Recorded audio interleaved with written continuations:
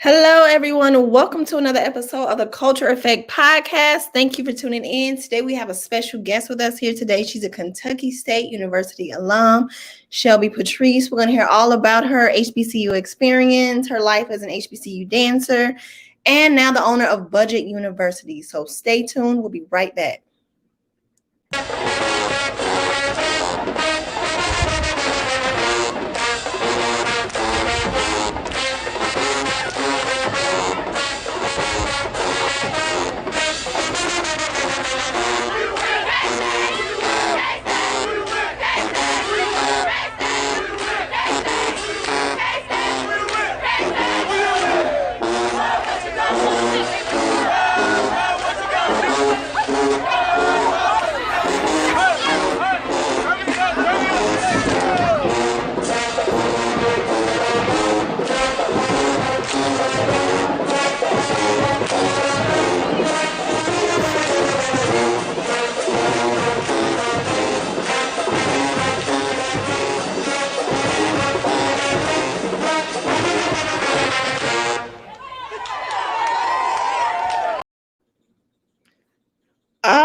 All right, everyone. Welcome, Miss Shelby Patrice. And how you doing today? I'm good. How are you?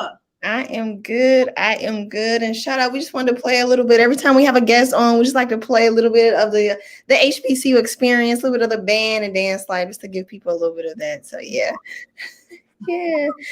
So thank you for joining us here today. So let's go ahead and get right into it. So you're a Kentucky State University alum. So before getting to Kentucky State, give us a little bit of your background information.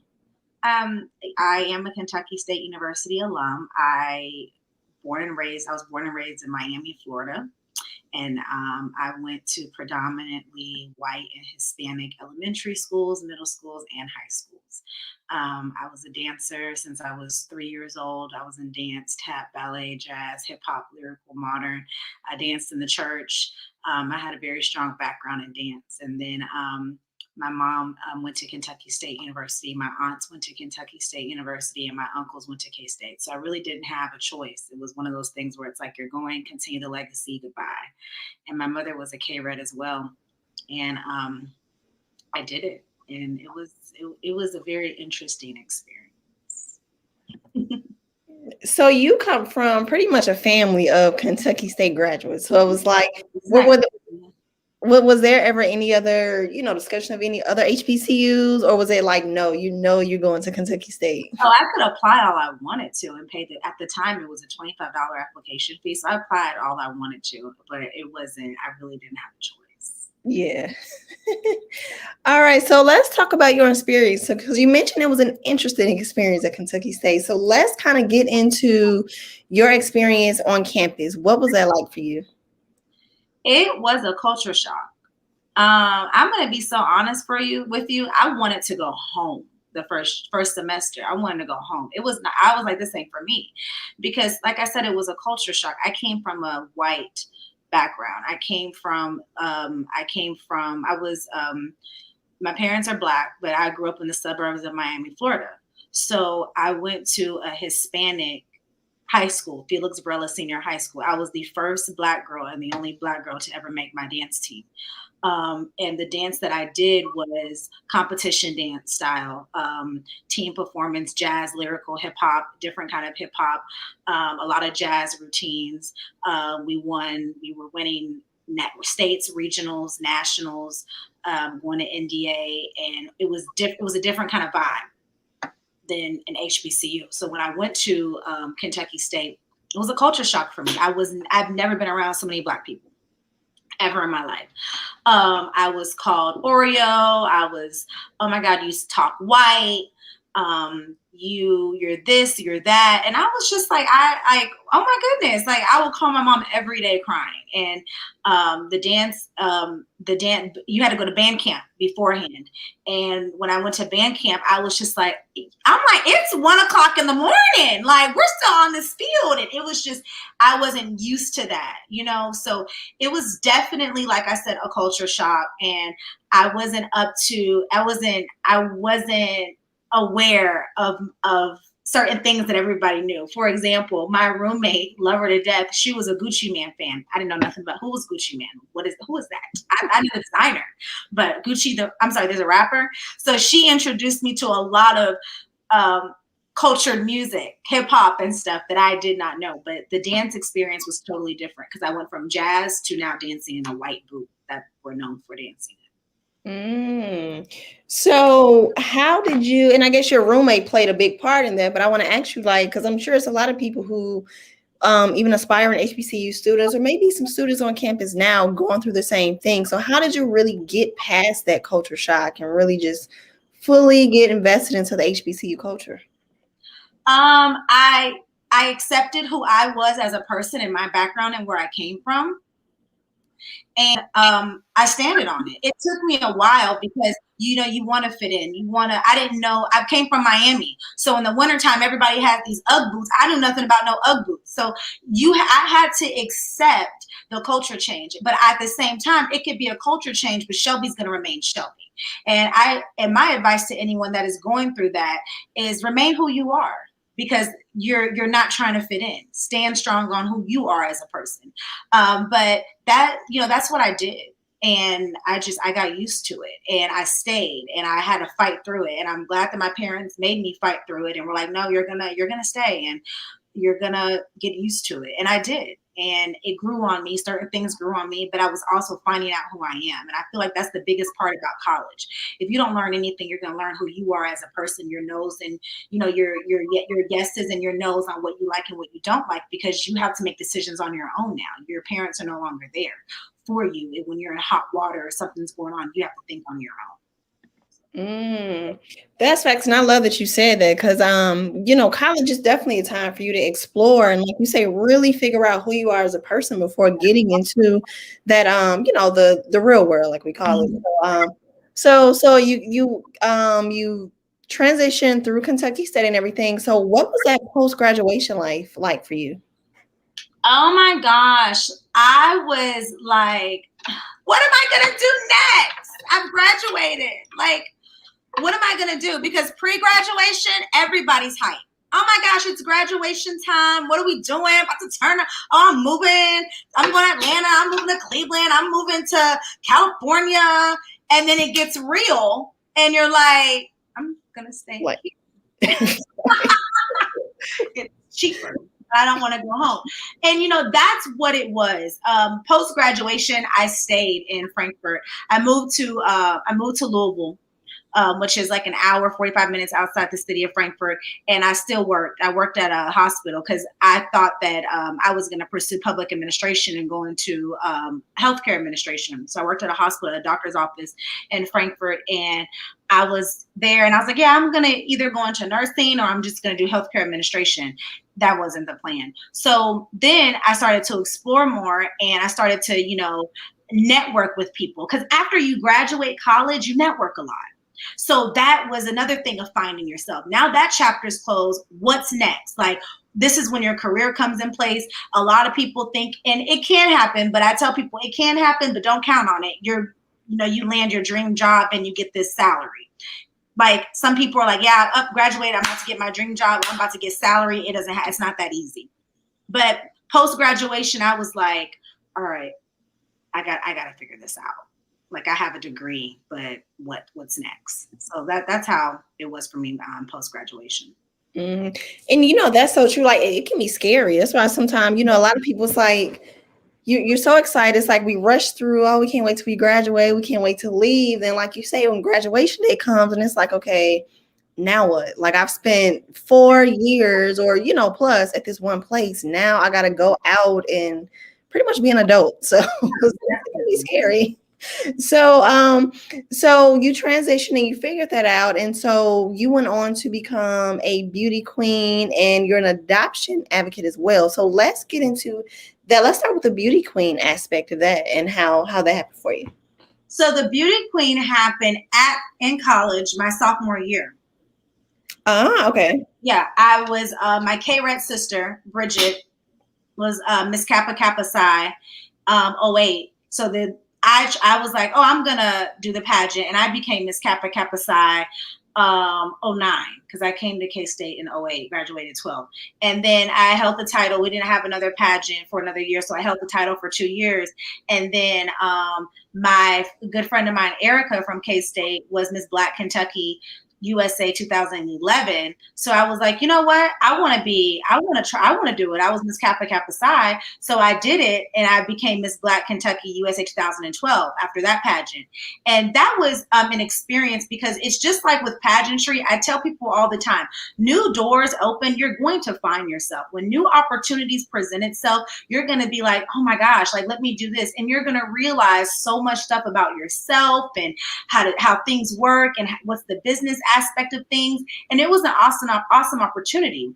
And then after that, once I became Miss Black Kentucky USA 2012, Karen Arrington, who was the CEO of Miss Black USA, was like, all right, you need a platform. And I was like, all right, let's just do breast cancer. She was like, no. And I was like, well, what do you mean? And she was like, I don't want girls to just use a platform because of the popularity of it or the fact that it has so many gigs and so many things around it. No, start your own platform or build awareness to what you feel like you want to build awareness to. And she was like, my best advice is to do something that you can relate to. So when you're at these speaking engagements, you have appearances, you can speak to a crowd off of your experience and facts. So I was like, okay, you know what? You're right. So my mom was like, why don't you just do adoption and foster care since you're adopted? And I was like, no, Mom, I'm not doing that. Are you crazy? And she was like, no, I really think you should do it. So I was like, okay, fine. So I ended up doing adoption and foster care. And I kid you not, I was in the newspaper. A press release hit. Shelby Patrice, K-State, Miss Black Kentucky USA 2012 platform of adoption and foster care. So the press release happened. From there, my emails blew up out of control. Oh my gosh, I was adopted. Can you come speak here for this? Can you do this? And I was just like, is this how it works? But it's the fact that I'm talking about something that was dear to my heart. And right. That's what I feel like people have to understand. And that's where the platform came from. Go from experience and something that you can relate to. And ever since then, the adoption platform has just taken off. And it's opened up so many doors and different avenues towards things. And I had an opportunity to work with Warner Brothers for their movie Storks. I was an ambassador for Adoption is Beautiful. I was headliner for Wendy's, Dave Foster's adoption campaign, headliner for Ancestry DNA. So many doors have opened, and it was an awesome opportunity. I love it. So it started, what started in college has now pretty much continued on throughout, and now you're still pretty much standing on that platform today. I love it. I always say Miami raised me, but Kentucky made me. Mm-hmm. A lot of people are like, what do you mean? And I'm like, I was born and raised in Miami. You're born, where you're born there and you're raised. When you're being raised, you're being told what to do.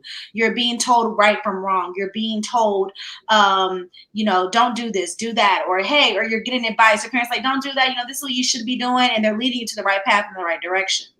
But I was made in Kentucky because I made those decisions by myself, which was to be Miss Black Kentucky, to do Miss Kappa Kappa Psi, to continue to pursue the dance team. I was making those decisions. So all of that made me to the woman that I am today.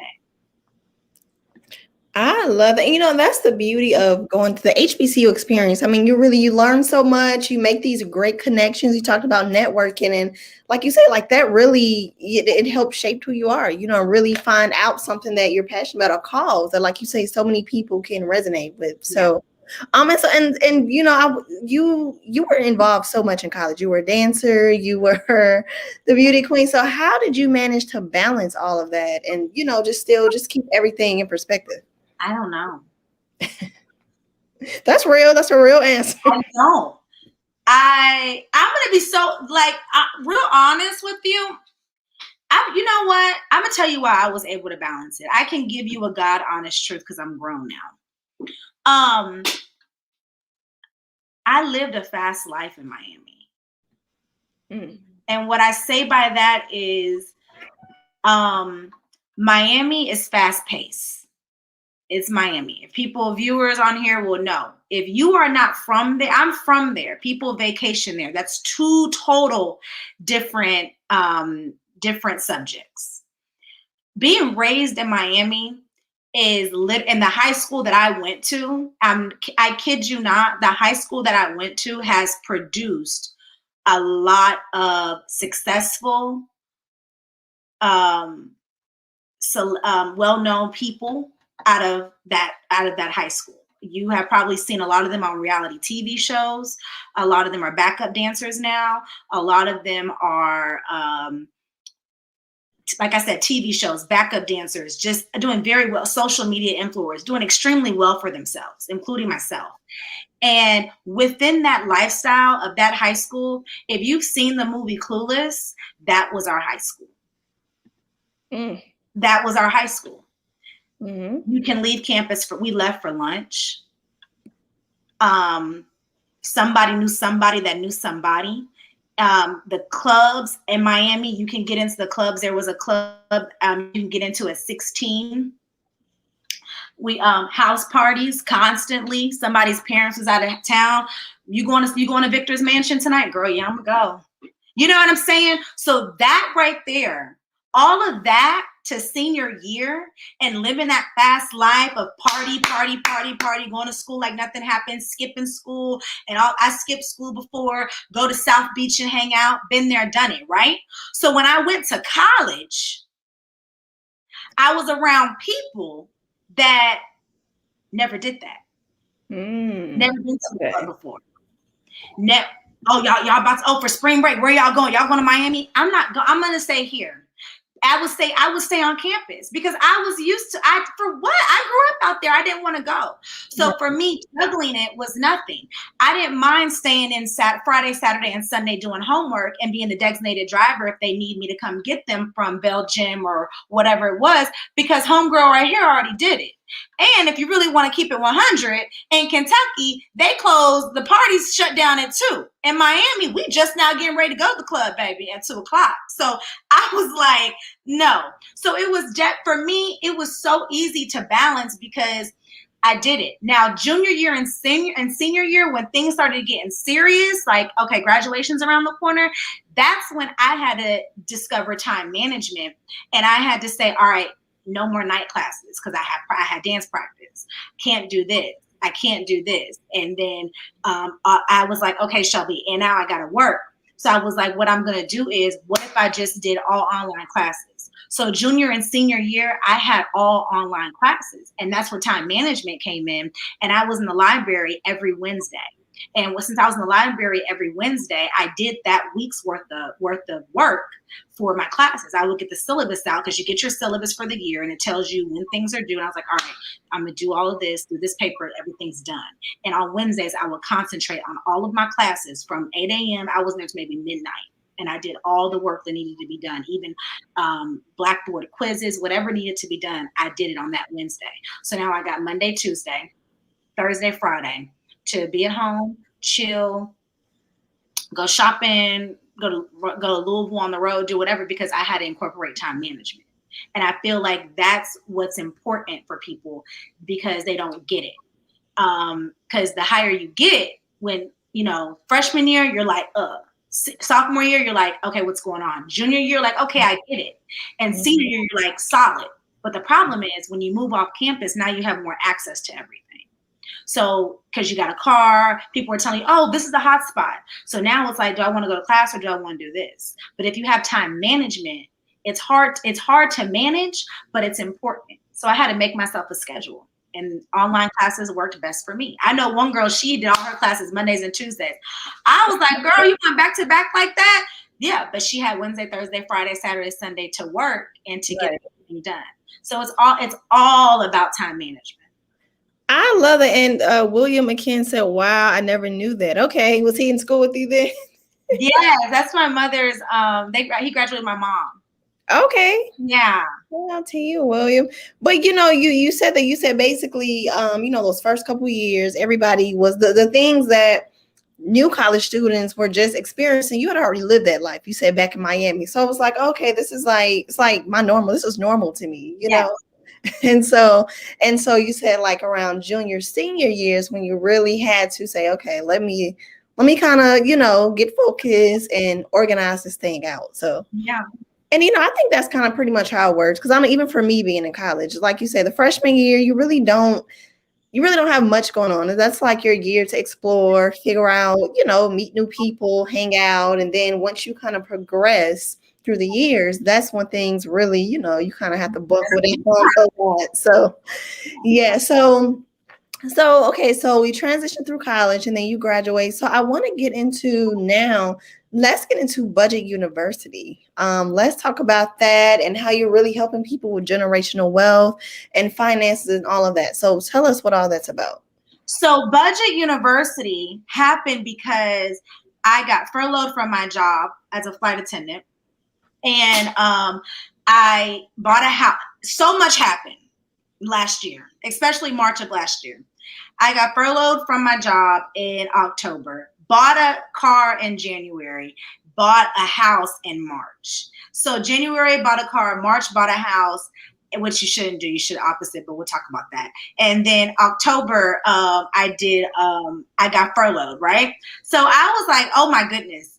So everybody, when I bought my house, was like, how did you buy your house? Oh my God, help me. Help me with my credit. Help me buy a house. Help me save money. I'm known as the flight attendant that sits on the jump seat. And I have this in my bag and it's my planner. And they're like, what are you doing, Shelby? And I'm like, I'm doing my budget.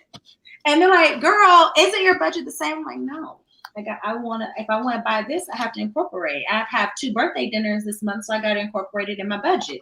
So people are looking at me like I'm crazy because I have my budget sheet in my thing. So when I bought my house, everybody was like, how did you do it? I'm like, I budget. Remember when you were making fun of me on the jump seat? They're like, oh my gosh, do my budget. So I was like, you know what? I'm going to go ahead and make this a little side hustle.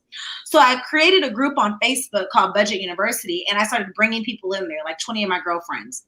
They bought more people. So it ended up to be 520 something people in that group. And I'm like, okay, I'm about to make this a business, LLC it, trademark it. We're about to get this party started. So then I started doing people's budgets for like $25. And then I got more clientele. And then people were asking me stuff about credit. So I said, I know because I fixed my own credit, but let me just get this certification so nobody, you know how people are. Mm-hmm. Okay. So I did all that, and everybody was asking me questions because once you create a budget, you're creating a budget for something, whether it's buying a house, buying a car, buying a new pair of shoes, buying a purse. If you want it, you got to say, oh, do I have enough money? That's budgeting. Mm-hmm. If you're asking yourself, do I have enough for this? That's budgeting, right? So I was like, I'm going to create a tool. So I created the tool of a website, Budget University Online, where you're able to cover basic banking and 401k, basic banking, 401k, investing, real estate, and so many other stuff. And I was like, you know what? I'm going to go ahead and do this because if I do this, then what's going to happen is that I'm able to, people are able to come here for a subscription price and they could just have everything just all out for them. So I felt like that was very important. And I was like, this is what's going to help people with generational wealth and financial literacy. So the key reason why I stress generational wealth, and this is another part of Budget University, was because my grandmother died. And when my grandmother passed away, she left me, she left my brother, my sister, and I a trust fund. And we were just like, oh my gosh, had no idea. I'm 30, I was 29 at the time, had no idea, 28, had no idea she left this amount of money for us. And I was just like, oh my gosh. And then when I buried her, I found out that she had a pre-need, which is she had everything taken care of for her funeral. Everything was already paid for, but she gave her plot to her brother's wife when her brother's wife passed. So we had to go get her another plot, which wasn't a problem. And what stuck to me and kind of hurt me, but I knew she wasn't doing it in malicious intent, was the lady that was organizing our funeral for the plot made a comment and said, I've never seen an African-American family so organized. Oh, I was like, what? That's what I said. I said, oh, like, what? But the way she said it was she was being serious. And and when she said that, I said, what? But then I was like, Shelby, she's not being mean. The door was open in her office, like you and I are conversating right now. Mm-hmm. And another family, African-American family, went in, and the African-American family said, we have to extend the date for the funeral because we're waiting for the GoFundMe. Wow. And that hit me. And she looked at me and she Mm-hmm. said, she was like, that's what I mean. We're either waiting. And she was real nice. We're either waiting for GoFundMe money or waiting for the church or waiting for a donation or waiting for, federal government planning. And I was just like, this has got to stop. Yeah, seriously. And Mm-hmm. that's when I stressed generational wealth. And a lot of people are like, life insurance. Yes, life insurance is major. That's another part about how we were able to receive funds too. But I tell people all the time, like, it's just important because we can't be that group. And when I go on Facebook now and I go on social media, I don't know if you see it, but I see it a lot. People are like, hey, so-and-so passed away. Can you donate to their GoFundMe? Mm-hmm. And I'm just like, I get it. But for my generation of people, my age group, we're out here buying all this crap, right? And it's like like if you buy Chick-fil-A every morning for breakfast on your way to work, right? That's a life insurance policy that you could, for a month. And you're absolutely right. The lack of generational wealth has been a ban of the African American community. And I feel like it's not taught in the school system. It's not taught where it needs to be taught. And, it's crazy. That's why Budget University, that's why I give so much knowledge and I make sure that people have it. And a lot of people in Budget are like, Shelby, like, I didn't realize this until my grandmother died, and they'll tell me my grandmother passed away and now my mom doesn't talk to her own sister anymore because they're fighting over money. See what I'm saying? Mm-hmm. Yeah, no, I was going to, like, that's the thing. And I think a lot of families like money, like when a loved one dies, it's like, it like money is the thing. And not even just that, but of course money in other situations. But when it comes to those funerals and deaths, like money is the thing. Like you say, like people, they fighting and stop talking to each other over that. And so I want to ask you, like, what are some tips that you can give, like maybe a few of your best budgeting tips that you can give? Because, and even going back to what you said about Chick-fil-A, right? You said if you eat Chick-fil-A every day, that can be a life insurance policy. And honestly, a lot of people, when you spend, it's like $5 here, okay, then it's like another $5. You don't realize like how quickly that money adds up. And like you say, it's almost like an afterthought because it's small amounts at the time, but when you look over like the past 30 days and when you see how much money you've spent, like it's a lot. So what are some tips of advice that you have? I tell everybody to just face the reality and face the fact. And this is what I tell people to do. Grab your bank statements, right? This is not a bank statement. This is a piece of paper. Grab your bank statements and grab some highlighters in different colors, right? So you see yellow, orange, and blue. You're going to grab your bank statements and you're going to color code everything. And what you do when you color code it is I'm going to put blues for shopping, like just shopping. Orange is going to be for food, yellows for gas, right? So I'm going to go in my bank statement and I'm for 3 months and I'm going to highlight that. I'm going to highlight whatever. And I'm going to calculate the blue, calculate the orange, calculate the yellow. Am I really spending this much on Amazon Prime? Am I really spending this much on food? That's how much gas I put in my car? It's because if you see it, that's when you're like, all right, no, this got to stop. Like I could have been paid off this credit card. I could have been did X, Y, and Z. I could have really, that you can look at it and be like, that was that trip to Cancun. I'm over here struggling, trying to get some pennies together to go to Cancun. And I done spent it going out to eat with my girls all the time. You see what I'm saying? So, it's important. For me, I have friends that have birthdays. Before their birthday, at least a month in advance, hey, I'm doing a birthday at this restaurant. When is it? The 29th. Look at the menu, pull up the menu. Do I like this place? What's the budget? Okay, I'm probably going to end up spending $30, $40. Let me go ahead and put that aside. Or you know what? I can't go because I have to do X, Y, and Z. So you have to just incorporate things in your budget. Now, hourly is different from salary. Mm-hmm. Because hourly, you can play with it, get overtime. I got sent home early, however that works. Salary, that's what you get every 2 weeks. So that's how I tell people. You know what? And I actually need to do that myself, like with the markers and taking that, because like you say, Well, it's you're gonna have a heart attack because you're gonna be like, what? I'm telling you, it works. Do it. wow. It's because it's like that thing when you actually see it versus when the money's just leaving your account and it's like an afterthought. It's like, okay, like we were saying with the food, $2 here, $5 here, coffee here, but actually seeing it, yeah, I'm actually that's a good one. I like that. I'm actually gonna do that one myself. But and so even with the planner, and I want to get into how can people, because I know you say you start off doing people's budgets for them. So is that a service that you still offer, or what can people get from Budget University now? From Budget University, there's so much. Like we talked about pageantry, I do now offer pageant consulting because a lot of girls want to get into pageants, do it. So I do pageant on a budget consulting, and I teach girls how to win their budget, how to win their pageant on a budget. You know, you don't have to buy all these expensive shoes. And I do consulting services with them on how we're going to do things on a budget for your pageants.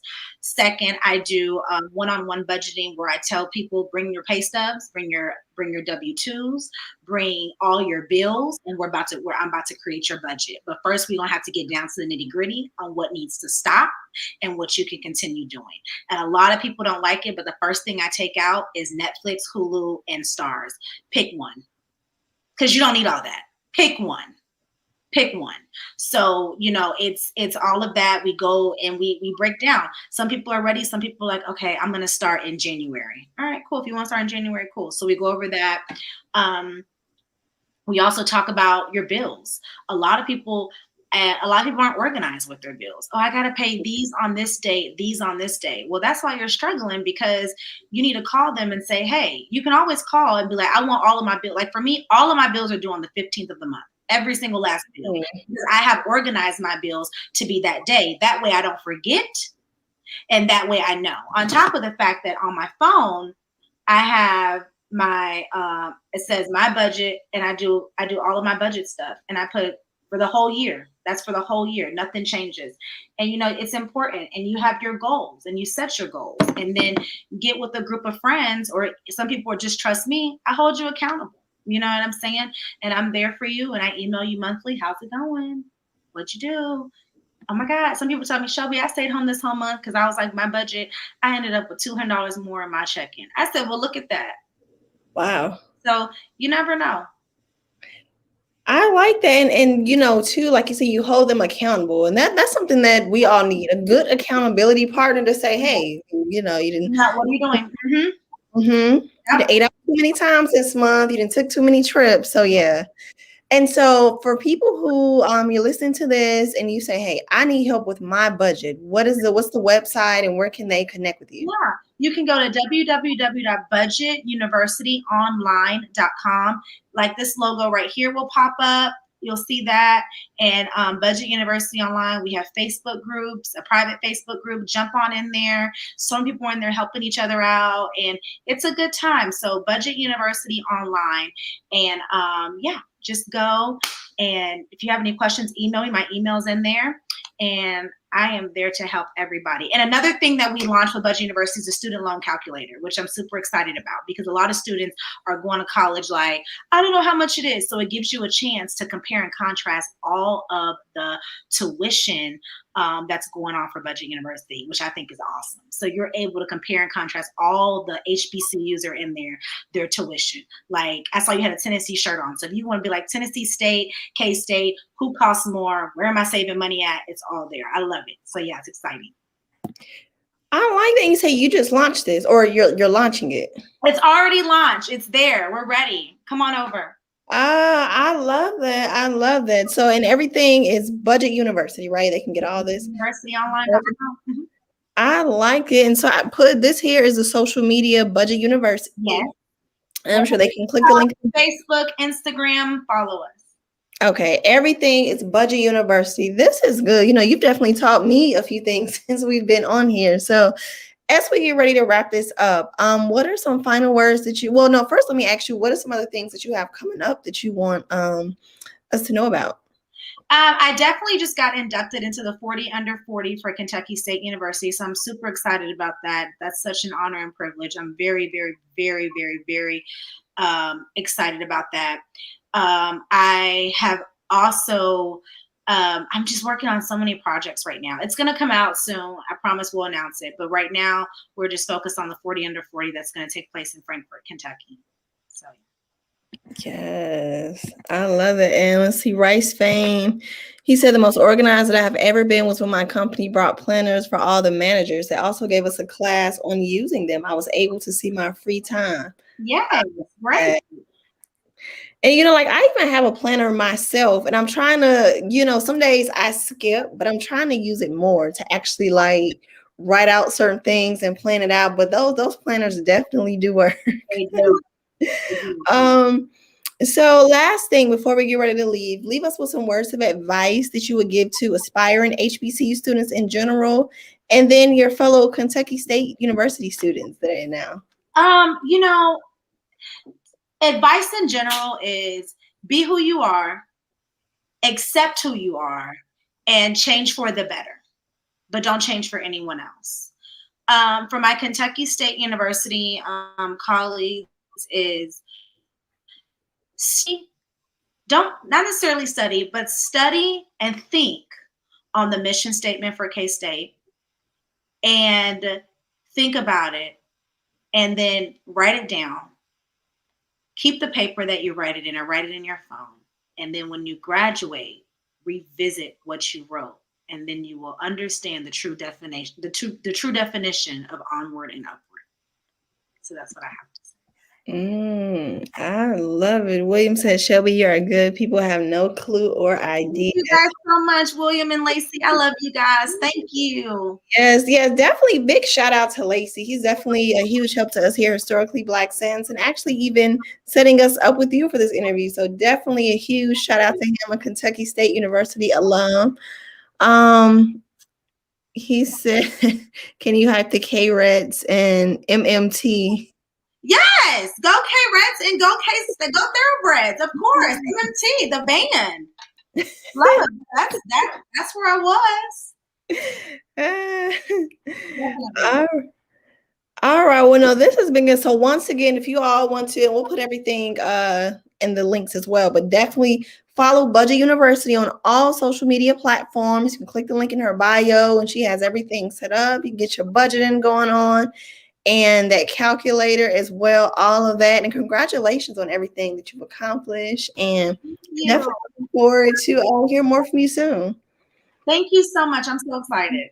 Yes. I appreciate it.